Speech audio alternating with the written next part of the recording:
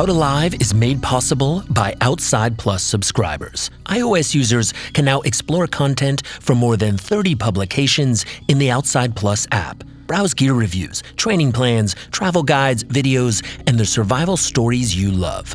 Download the Outside Plus app now from the App Store and use your Outside Plus login to get started. Outside Plus, the one subscription to fuel all your adventures.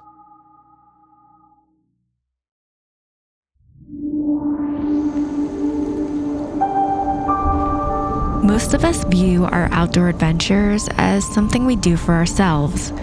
While not necessarily solitary, we climb those peaks, scale those walls, and sleep in the dirt for our own benefit. Some practitioners of more extreme sports like climbing, high alpine expeditions, and base jumping are even accused of selfishness. This refrain is all too common after an athlete's untimely death in the mountains. But for the majority of us, we balance our tolerance for risk by acquiring the necessary skills to keep ourselves safe. We practice our knots, self-arresting, and first aid in order to protect ourselves and our partners, but without much thought for the greater good. But the skills we're quietly mastering with each expedition can turn into superpowers. And when a crisis arises, we might just find that the resume we've been building makes us exactly the right person to help a stranger in need. I made a decision to survive. When you're in that survival mode, the idea of dying wasn't in my head. I knew immediately it was the worst case scenario. I was in a fight for my life situation. Whenever you walk out on these trails, you're in their house. I'm Louisa Albanese, and you're listening to Out Alive by Backpacker. In each episode of this podcast, we'll bring you real stories of real people who survived the unsurvivable. I saw the rope zip through the rappel ring, and I couldn't do anything. Learn what went wrong, what went right, and how you can escape if the worst case scenario happens to you. There was no way we would find anybody alive.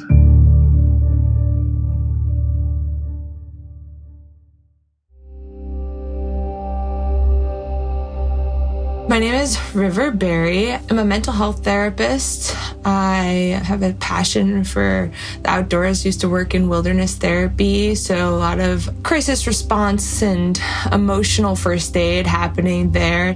My name is Justin Beitler. I'm based in Las Vegas, Nevada. I'm a base jumper and a pilot.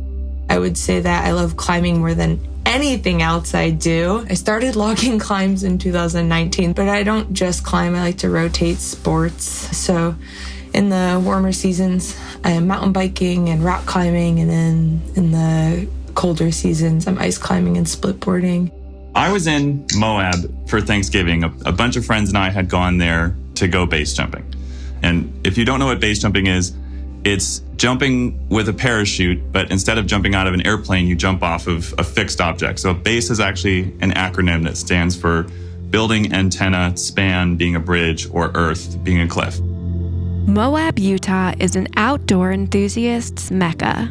Although the town itself is only 5 square miles, cooler months bring an onslaught of adventurers due to its proximity to endless miles of desert hiking, mountain biking, canyoneering, rock climbing, whitewater rafting, dramatic red rock scenery, cheap camping, and 2 national parks.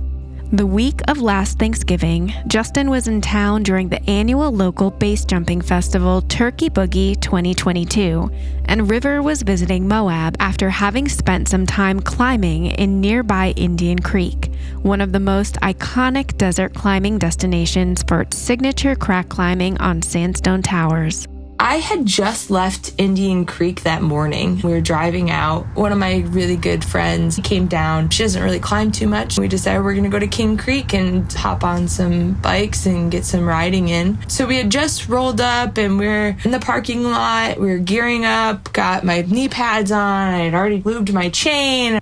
And one of my friends called and they're like, hey, do you want to come on this jump with me? And I'm saying, no, I'm really tired. And they go, well, we really want you there. It'll be a lot of fun if you came. And I had to roll my eyes and just like, fine, I'll go do this jump.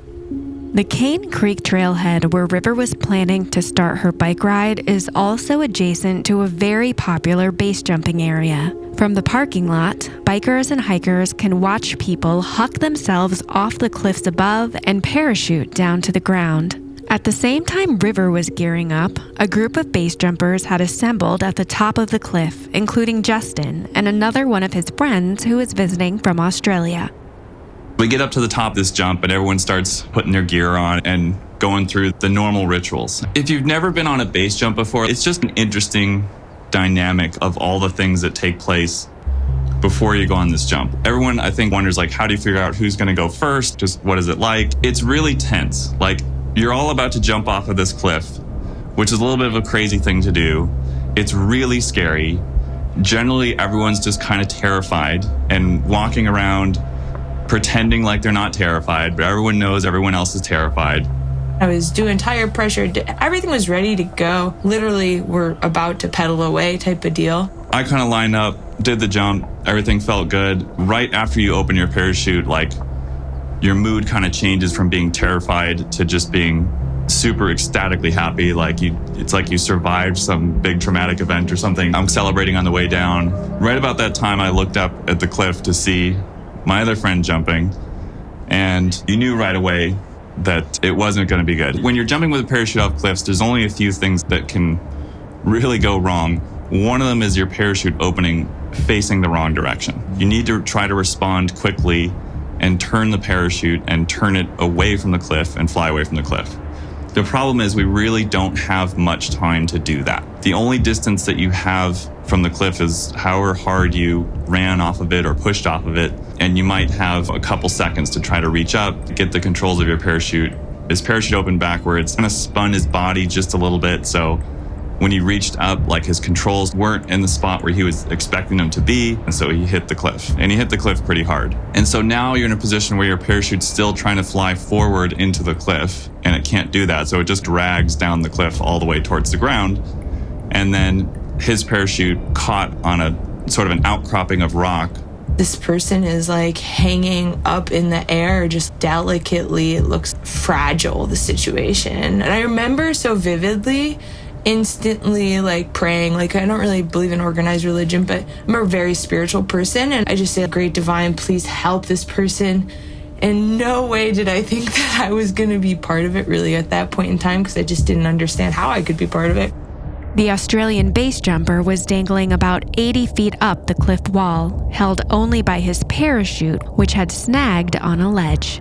It's time to get into gear and start helping. So I put all my gear down and I just started running up to the cliff. I don't even really know what I thought I was going to do, but I just felt like I needed to get up there. I needed to start gathering information and figuring things out.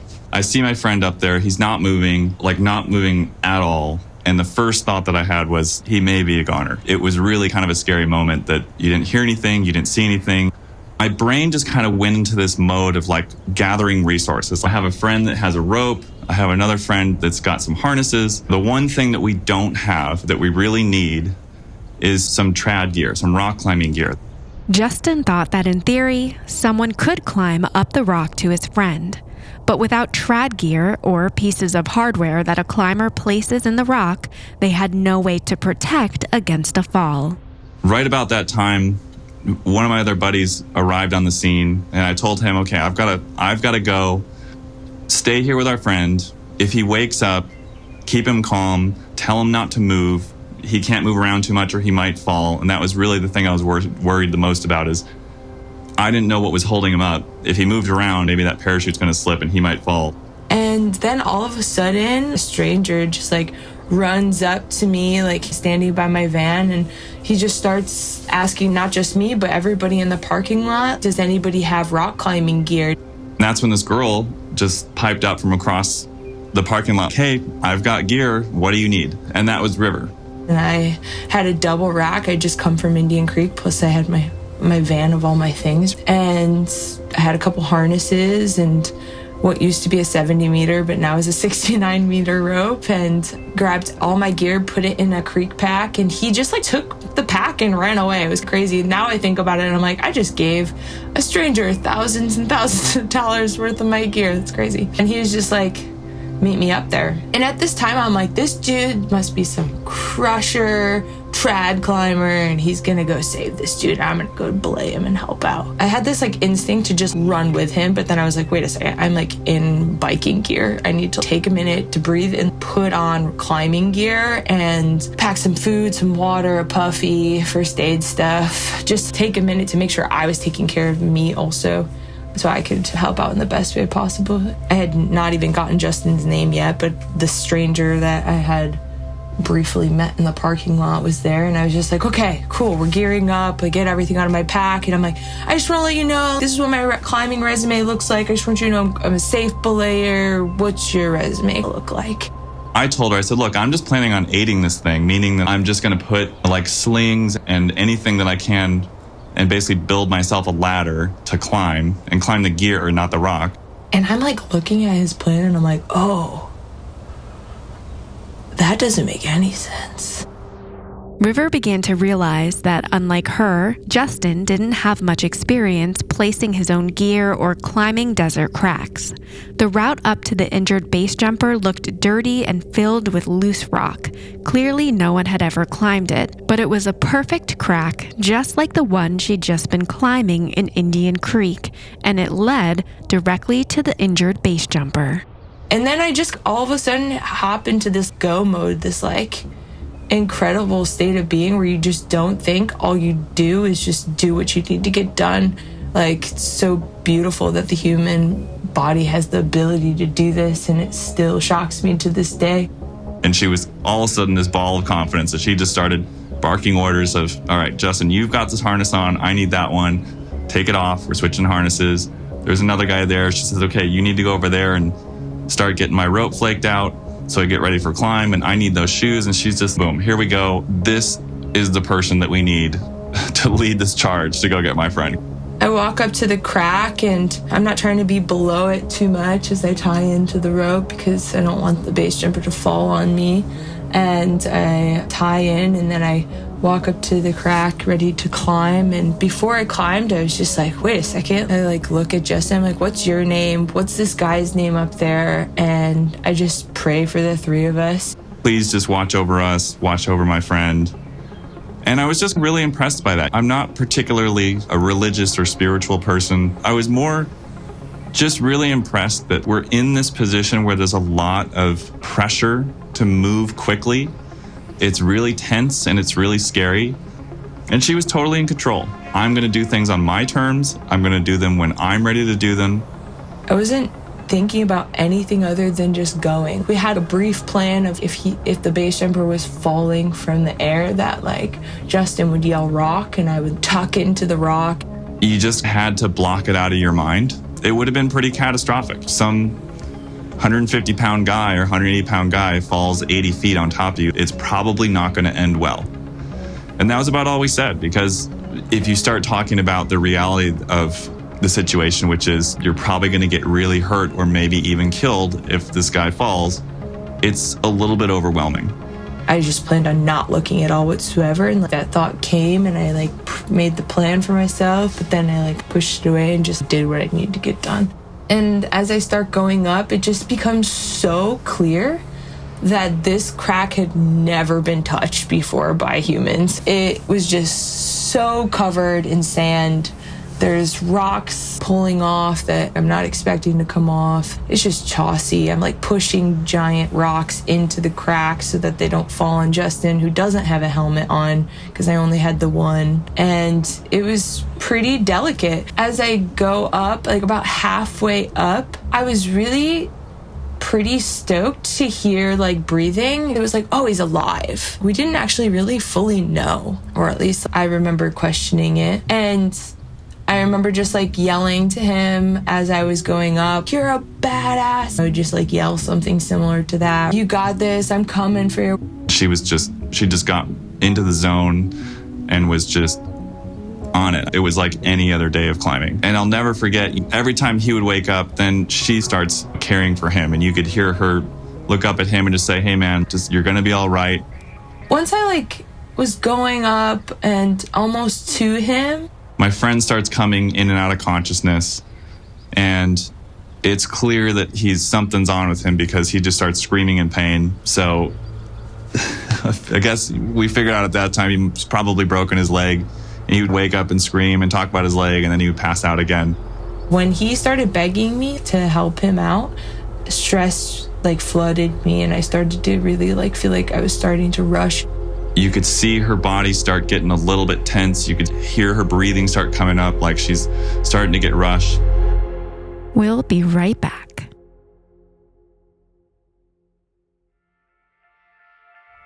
Now let's get back to the episode. I had to really tune him out and completely stop listening to what he was saying. And in response, I just started a mantra out loud. And this was around the time I was trying to figure out the last anchor. And I was like, take your time, play safe gear, take your time, play safe gear. And I just had to completely stop listening to him. And right about then is when I think search and rescue started to show up. I think a huge part of this experience was the helicopter had come in a little too early. It was really time sensitive because we didn't know if it was going to keep holding. The more pain that the base jumper became in, the more shifting he was doing and trying to get the weight off of his leg. And we were really worried it was going to just knock him off. So I don't ever want it to sound like, wow, the helicopter really messed up. But in the moment, I can't communicate with my belayer. There's sand blasting me in the face. I'm just getting blasted. I can't make upward progression at all because my belayer has me tight on my last piece and I can't move at all. And then we've got the delicacy of this parachute just hanging out on this corner of this lip, and a windstorm is coming in from the helicopter. So it was pretty tenuous, and I'm trying to keep belaying River and telling people please wave the helicopter to go away. And finally the helicopter crew saw us and waved off. But yeah, that certainly brought the energy level of everybody up pretty high. I just kept having this image in my mind that he was going to fall. And so shortly after that, River arrived at my friend, built an anchor, and she just starts asking me okay, what do I do? So we start just giving her directions. Take this thing, clip it into this part of his harness. That's a load-bearing piece. Just trying to explain to her as efficiently as possible, which pieces she could clip, what things to do. Then I was able to clip him in as soon as possible to a couple pieces and equalized him. And it was just I can't even describe the feeling that I had. As soon as you heard the clip of that carabiner connected to his harness, and I knew, okay, he's going to be safe. Because even if he falls, he's got something that's going to catch him. It was a really, really powerful moment. I knew I needed to get higher still because to transfer the weight to me appropriately, I would need to be a bit higher than him so that when he swung down, it was the smallest drop possible. I felt really confident in this anchor and was able to equalize it nicely and get myself on it. I don't really have any formal rescue training, but I had spent some time with a self-rescue book in the past, and I remember reading about really wanting the victim between your legs when you're lowering them. And so pulling from some of that background knowledge, I was okay, I know that I need him between my legs below me. So I get a locker and a double link sling connected to my belay loop, and then with Justin talking to me from the ground, he was able to guide me to know what to clip on the base jumper's harness and was able to secure him to my belay loop that way. Now River and the base jumper were both anchored into the wall with climbing gear and attached to one another by their harnesses. Now they had to disconnect him from the stuck parachute and lower him down to the ground. And then it came to be a moment of truth in some ways. The base jumper had a knife on him, which was super helpful because he was conscious to hand me the knife, which was really great. And it was the time to start cutting ropes. And the parachute is this spaghetti mess all over his body. I just said, look, all of these lines need to be cut. What ensued was like a scene out of a cartoon where you just have a character who just erupts into this ball of arms and dust flying everywhere, and there were just little bits of line just shooting out from the wall like they had been shot out of a cannon. And then it came to those last 3 strands that were taut and holding all of his weight. And she kind of looked down at me like, "You're sure? I should be cutting these lines." "Okay, one last check. Go ahead and cut the line." And I remember like really not wanting to clip them. Like everything in my body says, don't do this, but I have to do it right this second. There's no other choice. And I cut him, and he dropped down not that far, just like a few inches, and suddenly he's weighted onto her. All the gear held, and the parachute slipped right off the rock. I remember looking up and getting this feeling, and all of a sudden I would think to myself, gosh, I think it's starting to rain. I don't see any clouds around here, and it's not rain. I'm getting covered in a lot of blood right now. We were able to sit in that spot to get ready for the lower. He's in a lot of pain at this point, so we're just trying to move as quickly but as efficiently as possible. His leg's pretty beat up, and he's got some injuries to his face. I remember like urgency of the situation was really starting to hit. I got like eye level with him, and he was like, "You need to help me get the weight off of this leg." I'm trying to keep his body upright because he's on a weight-bearing loop that's on his right part of his chest, so it's got him sideways. So I'm trying my best to keep him as upright as possible, but also trying to be mindful of like his leg hitting at the wall. Like at one point he like screamed, and I realized that like his leg had touched the wall in a way or got caught on the wall, and I was like, oh my gosh, this poor dude. And so I'm trying to control it as much as possible. And there's some videos of me like talking to him, and I'm like, we're almost done. We're almost done. We're gonna have a beer in the future, and we're gonna laugh about it. Yeah, you are big time. We're gonna be friends. So I think it's funny. Like I really knew that this person was going to be someone I was going to be so connected with. Once we got to the ground, I was relieved. Wow, we did it. There was a medic there. There was a bunch of our friends that were military, medically trained guys. Everyone, they had already been spending all this time formulating their own plan of when he gets down. They had assigned tasks, who's going to do what. They were really well prepared. I just remember like my whole body is like already vibrating at that point. And Justin kind of like wraps his arms around me in this big old hug. Just told her, hey, it's over. You did it. You got him down. He's safe. At that moment, I was just like, wow. That's crazy to hear. I think she knew at that point she had done her job. She had done a great job. I just remember just being so thankful that she was there and that she was willing to do all of this for us. It didn't really fully hit me until like more hugs came and more thank yous came at the scene. Like I had to wait around to see A, if I could help anymore, but B, to get my gear back from the climb. And so while I was like hanging around and the medical team's like prepping him for the helicopter to get medevaced, all of his friends just came up giving hugs and thank yous. And that's when I was just like, oh my gosh, like I think this is a big deal. They airlifted him out to the hospital in Grand Junction. It turns out he had a pretty nasty break to his right femur, so they had to put him into surgery. And it was about a day of doing surgeries and recoveries and everything before he came out and we could see him again.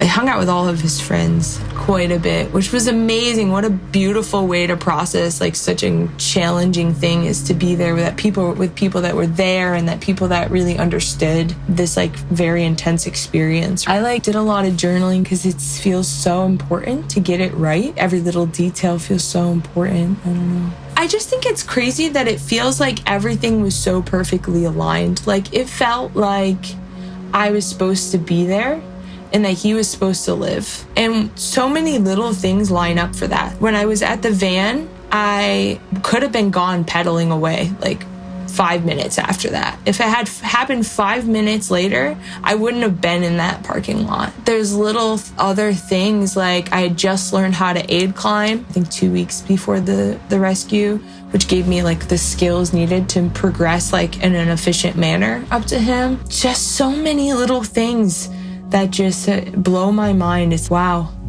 this is pretty incredible for all of these things to be in alignment for a really awful situation to go the best possible way. In a regular episode of Out Alive, this would be the natural end to the story.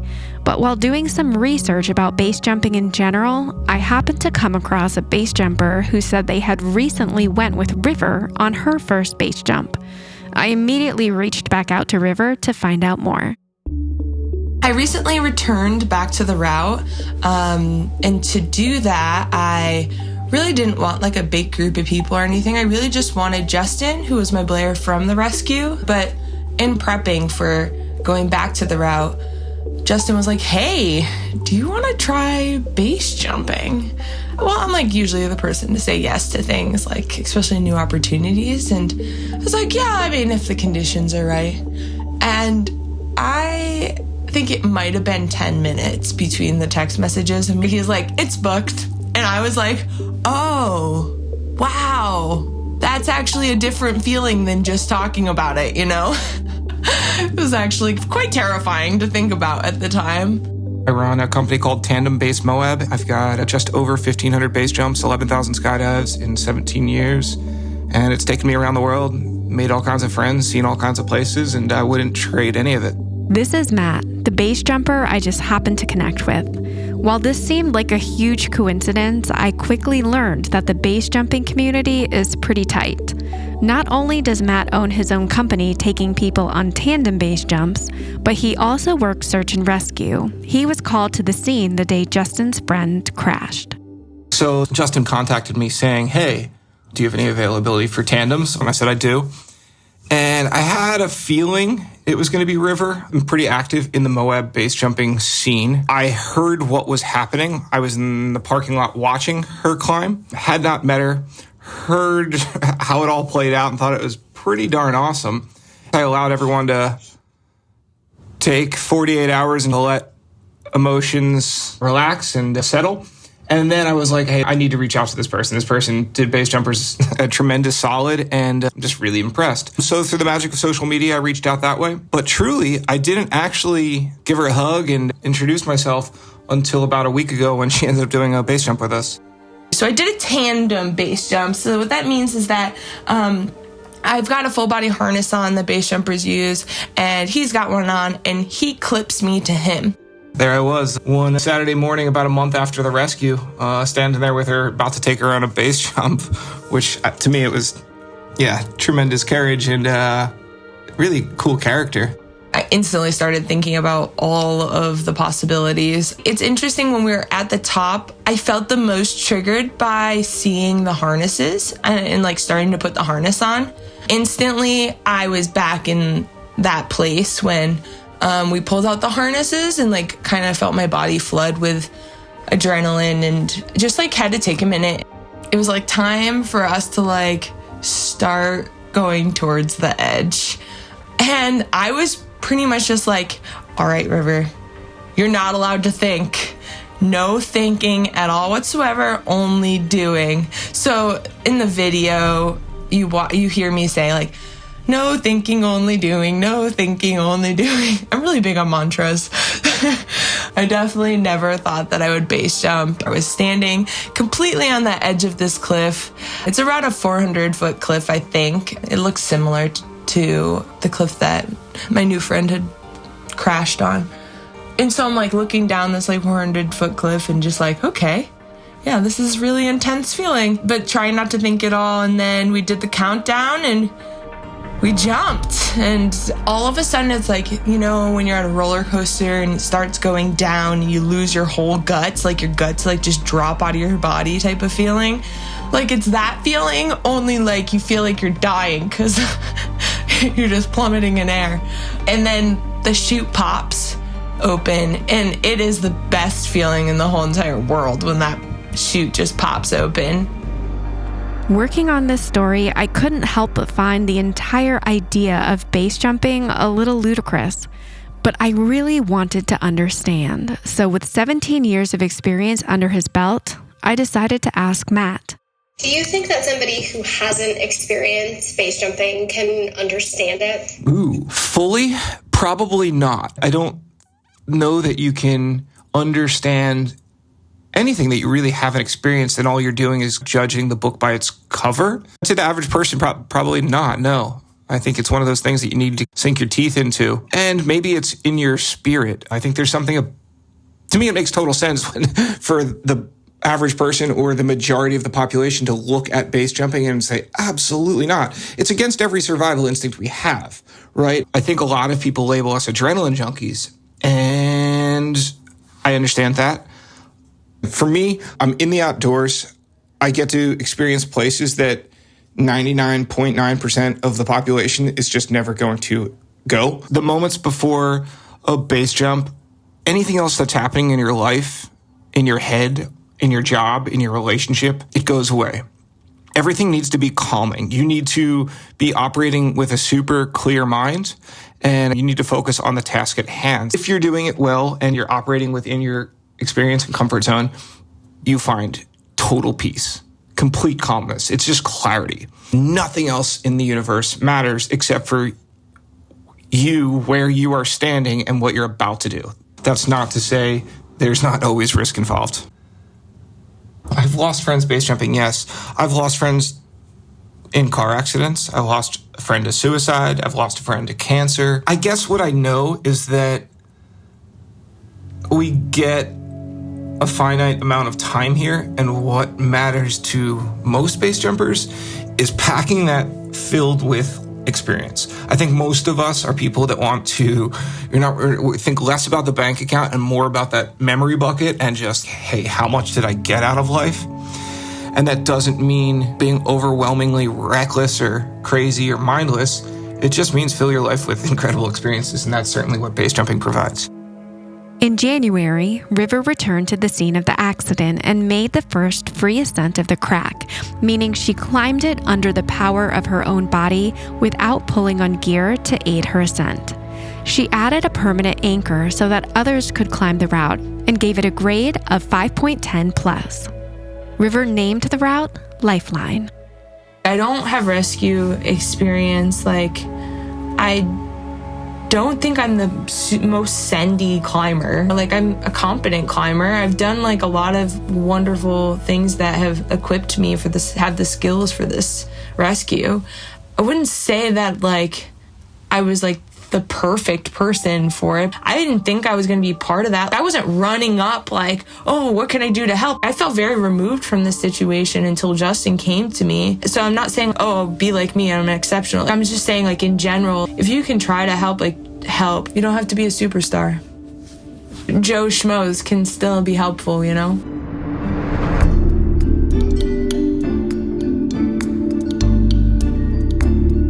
This episode of Out Alive was produced and written by me, Louisa Albanese, with writing and editing by Zoe Gates. Scoring and sound design was by Jason Patton. Additional production by Emma Vate.